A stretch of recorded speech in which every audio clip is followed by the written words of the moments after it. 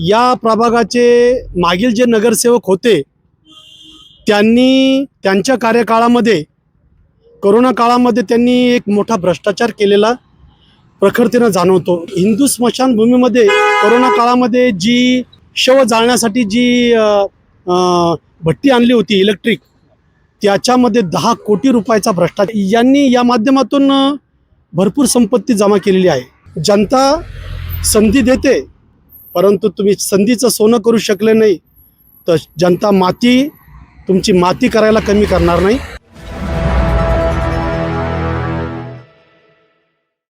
नमस्कार मित्रांनो, निवडणुकीच्या रणधुमाळीत आता नवीन प्रभागामध्ये आलो आहे आपण। प्रभाग क्रमांक 5 प्रतिष्ठेची लढाई जिथं होणार आहे ते प्रभाग क्रमांक 5, त्याच्यातलेच एक उमेदवार माझ्यासोबत आहेत। त्यांचे विचार देखील मी तुमच्यापर्यंत पोहोचवतोय।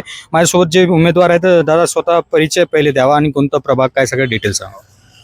मी चंद्रसेन प्रेमानंद निर्मल, प्रभाग क्रमांक 5 मधून शिवसेना अधिकृत उमेदवार शिंदे गटाकडून आहे। माझं चिन्ह आहे धनुष्यबाण। आता तुम्ही जसं प्रचाराला सुरुवात केलेली आहे, आता नेमकं 3-4 दिवसच राहिलेले, 15 तारीख यायला जे तुमचं फैसल्याचा दिवस राहील त्या दिवशी परीक्षा होणार आहे। लोकांपुढे जात आहात तर काय समस्या नेमके लोक सांगत आहेत की ज्या गोष्टी झाल्या नाही त्या झाल्या पाहिजे होत्या?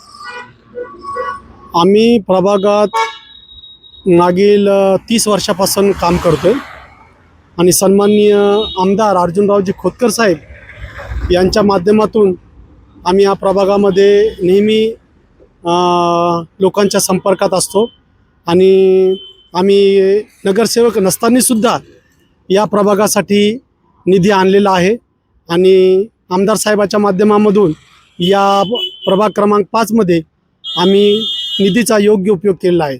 परंतु प्रखरतेनं हे जाणवतं की या प्रभागाचे मागील जे नगरसेवक होते त्यांनी त्यांच्या कार्यकाळामध्ये कोरोना काळामध्ये त्यांनी एक मोठा भ्रष्टाचार केलेला प्रखरतेनं जाणवतो। तो म्हणजे की हिंदू स्मशानभूमीमध्ये कोरोना काळामध्ये जी शव जाळण्यासाठी जी भट्टी आणली होती इलेक्ट्रिक, त्याच्यामध्ये 10 कोटी रुपयाचा भ्रष्टाचार झाल्याचं आम्ही सोशल मीडियावर बघतो आणि यांनी या माध्यमातून भरपूर संपत्ती जमा केलेली आहे। परंतु आम्ही फिरत असताना आम्हाला एक गोष्ट जाणवली की जनता खूप नाराज आहे। शेवटी जनता आपल्याला निवडून यासाठी देते की आपण काम करत असताना प्रथम नागरिकांचं हित जोपासणं हे आपलं काम आहे। जनता संधी देते, परंतु तुम्ही संधीचं सोनं करू शकले नाही तर जनता तुमची माती करायला कमी करणार नाही आणि ती वेळ आता आलेली आहे। जसं तुम्ही वावरताय या प्रभागामध्येच, आज तुमच्या समाजाला देखील न्याय मिळाल्यासारखं झालं की आज उमेदवारी मिळालेली आहे, तर समाज बांधव पाठीशी उभे राहतील का?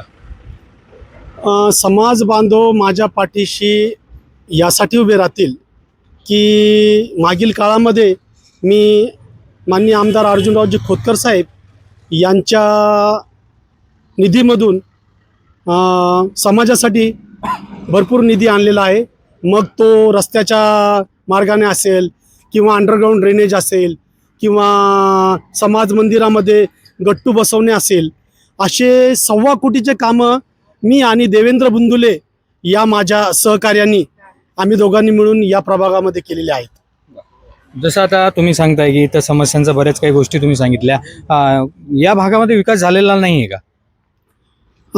आजच्या घडीला तुम्ही ज्या प्रभागामध्ये उभे आहेत आणि ज्या ठिकाणी उभे आहेत, JS कॉलेज या परिसरामध्ये तुम्ही बघू शकता की हा मुख्य रस्ता इथून तर मंठा चौफुलीपर्यंत अखंड कॉन्क्रिटीकरण झालेलं आहे आणि या प्रभागामध्ये तुम्ही मुख्य रस्ते कुठेही फिरा, तुम्हाला दर्जेदार क्वालिटीचे रस्ते माननीय अर्जुनरावजी खोतकर साहेब यांच्या कार्यकाळात तुम्हाला झालेले दिसले असतील। जर शेवटी मतदारांना आव्हान करायचं ठरलं की तुम्हाला आणि धनुष्यबाणालाच का मतदान करण्यात यावं तर काय सांगणार? माझं प्रभाग क्रमांक 5 मधील माझ्या मायबाप नागरिकांना आणि मतदारांना माझं नम्र आव्हान असेल की तुम्ही काम करणाऱ्या माणसाला निवडून देणार का ज्याला स्मशानभूमीमधल्या अग्निभट्टी सुद्धा त्याला पुरली नाही, भ्रष्टाचार करायला आणि पैशाचं घमंड करायला त्याला पुरले नाही.